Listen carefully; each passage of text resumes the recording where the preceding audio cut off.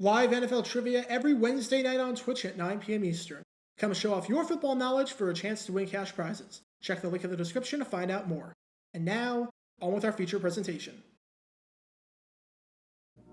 If you've been on this channel, you'll know that the overlap between baseball and college football, and how the two sports intersect with each other to create some insane controversies, is more than you probably realize.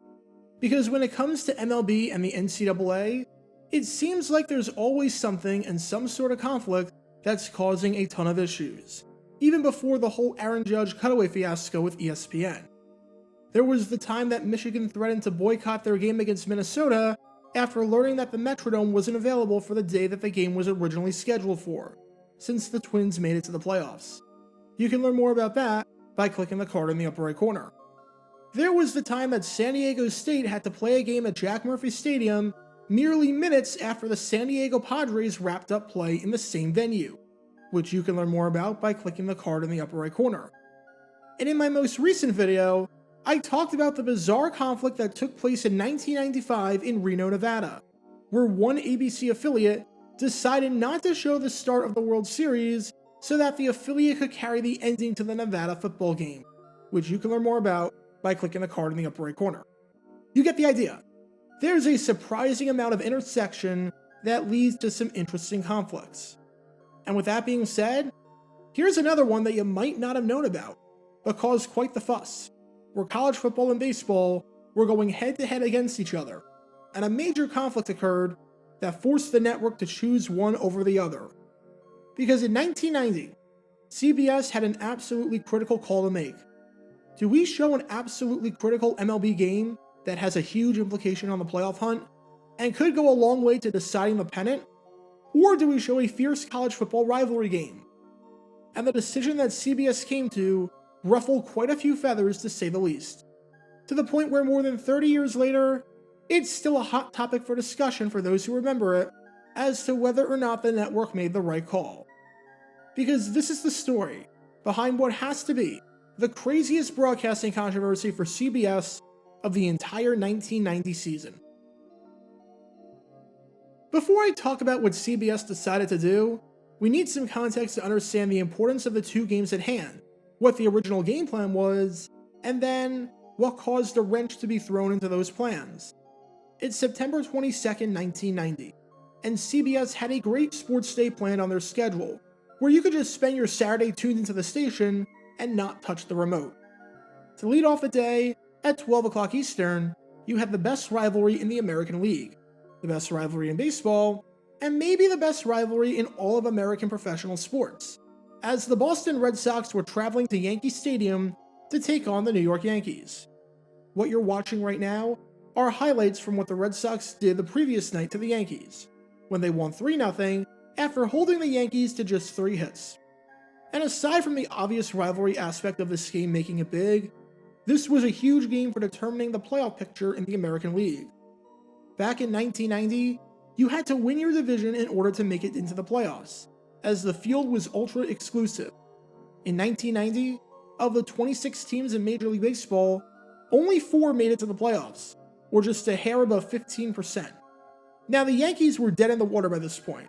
They were 60-91 entering Saturday's contest, good for dead last in the American League, and dead last in all of baseball, which is something you might not hear ever be said again. But for the Red Sox, as the season was winding down and was drawing to a close, every game counted, and this game against the Yankees meant the world.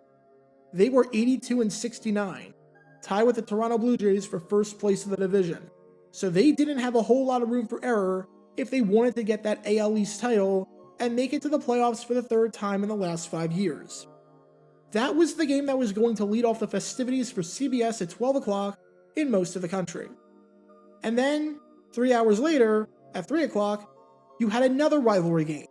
Although this time, instead of taking place on the diamond, it was taking place on the gridiron. Because CBS was going to televise the rivalry game between the Alabama Crimson Tide and the Georgia Bulldogs, televising this absolutely big SEC matchup. Both of these teams were looking for their first conference win of the season after some somewhat shocking results. Alabama was the defending SEC co-champion and started the season ranked, but they enter this game against Georgia unranked with an 0-2 record, while Georgia, after making a bowl game the year before in 1989, was starting off on the wrong foot in 1990, slumping to a 1-1 record following a loss to LSU and a 1-point win at home against the Southern Miss team that had a losing record last year. Considering this was the first time these two rivals had played each other since 1985, and considering how much this game meant to both teams from the perspective of trying to salvage their season and regain some credibility, this was a big game for CBS to be televising. I should note that some parts of the country got the game between San Diego State and BYU instead, but the vast majority of the country, including New York, which is the hotbed of this, got the Alabama-Georgia rivalry. It seemed like a perfect plan on paper. You've got Red Sox-Yankees at 12 o'clock, and you've got Alabama-Georgia at 3 o'clock. It's the perfect lead-in and lineup on this multi-sport rivalry Saturday. However, there are many differences between baseball and football, and perhaps the biggest difference from a TV scheduling perspective comes in the form of the weather. Don't believe me? Ask the legendary comedian George Carlin. Football is played in any kind of weather. Rain, sleet, snow, hail, mud. Can't read the numbers on the field, can't read the yard markers, can't read the players' numbers. The struggle will continue. In baseball, if it rains, we don't come out to play. I can't come out to play. It's raining out. And with that, you might be able to tell where this one is going. Because even though the Red Sox-Yankees game was supposed to start at 12 o'clock, even the best laid plans of mice and men go awry. Because at 12 o'clock, when the first pitch was supposed to be thrown on the mound at Yankee Stadium, the game was nowhere close to being ready to get played. And it wasn't a short rain delay, like there was a passing shower that would be over before you knew it, and would allow play to resume 10 to 15 minutes later. We were talking about a delay that officially lasted 5 hours and 5 minutes. Instead of just doing what seemed like the logical thing, which was to postpone the game and have a doubleheader on Sunday, especially since the Red Sox had an off day on Monday, and the Yankees were at home on Monday, so travel was not even the slightest bit of an issue, the teams, the umpires, the stadium crew, and the fans had to wait out the weather for over 5 hours. As Yankees 5-time All-Star second baseman Steve Sax said, "This was too long. We watched some college football, played cards, slept, and ate. I've been here all day, and I'm ready to get out of here." The good news was that CBS had a backup plan, because at the same time, some parts of the country were getting a battle in the National League between the St. Louis Cardinals and the NL East leading Pittsburgh Pirates. Because of that, CBS just decided to air that game nationally instead of regionally at 12 o'clock. But this raises the question of what happens to the Yankees-Red Sox game, since it wasn't canceled and instead was merely delayed. When the delay finally cleared up, what would CBS do? Would they show that game, or would they stick with the Alabama-Georgia game? Would they prioritize the baseball game that could decide the division and the playoff picture, especially since the Blue Jays lost during this delay, meaning that a win by the Red Sox would give them first place with a week to go? Or would they prioritize the college football game? On one hand, you can make a really good argument for the baseball game having priority, since you can argue that the baseball game always had higher priority. If this wasn't a delay, but rather just a case of a game running long and going into extra innings, then you know that CBS would have stayed with the ending of that game instead of cutting to college football. The Georgia-Alabama game was only going to be shown at the conclusion of the Yankees-Red Sox game. If that game was still going on, especially considering the implications, you're not going down to Athens, Georgia. Plus, the baseball game arguably had a higher importance than the football game. Yes, people cared about Alabama and Georgia, because these two schools have large fan bases and are pretty fierce rivals. However, both of these teams were unranked. It's not like these were two teams inside the top 5 who had aspirations of winning the national championship. These were two teams who were in serious danger at this point of not even making it to a bowl game. Compare that to a baseball game where the Red Sox, if they win, assume first place in the division with only a week left to go. And yeah, you can definitely see where the baseball people are coming from. Plus, the TV markets in Tuscaloosa and Athens versus Boston and New York, yeah, it's like night and day. On the other hand, you can make a really good argument for the football game having priority. For one, think of the whole controversy involving the Heidi game, which you can learn more about by clicking the card in the upper right corner. If you cut away from the game early to show a completely different program, nothing good can come from it. Viewers feel insulted that they wasted all this time on a broadcast, only for you to not show the entirety of a broadcast. Just like you wouldn't watch a movie at a theater if you would have known that the manager was going to turn off the movie 70% of the way through, you wouldn't necessarily watch a sporting event or trust a network if you knew for a fact that they were just going to take the game off of TV as soon as something else became available. Plus, CBS had already showed baseball, showing that aforementioned Pirates-Cardinals game instead at the 12 o'clock time slot. So to omit college football and cut away from that to show two baseball games seems like a good way to make people upset. Plus, even though you promised to show the Yankees-Red Sox game, you promised at the same time to show a baseball game and a football game, not two baseball games in their entirety. With that, CBS had the decision: prioritize Alabama-Georgia or prioritize Yankees-Red Sox.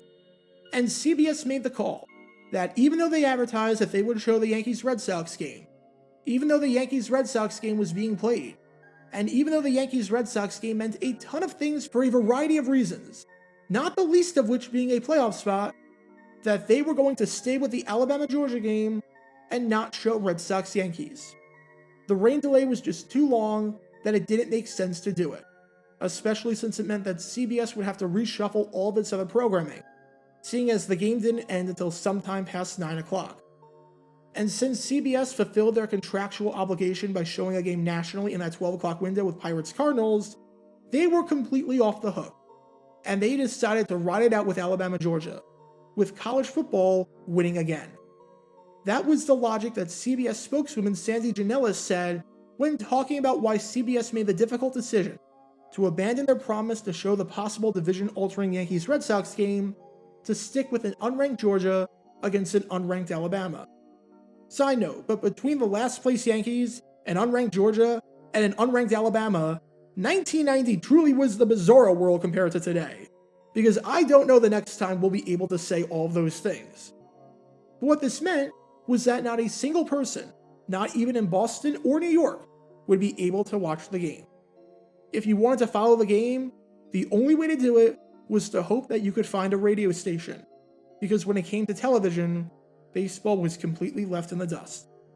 For the record, if we're judging whether CBS made the right call based on quality and entertainment and competitiveness, they probably did, although you couldn't go wrong with either one. Georgia erased a 16-6 deficit to win 17-16 after kicking the game-winning field goal with just over 90 seconds left, while the Yankees won 5-2 after scoring 3 runs in the bottom of the 8th inning with the score knotted up at 2 apiece.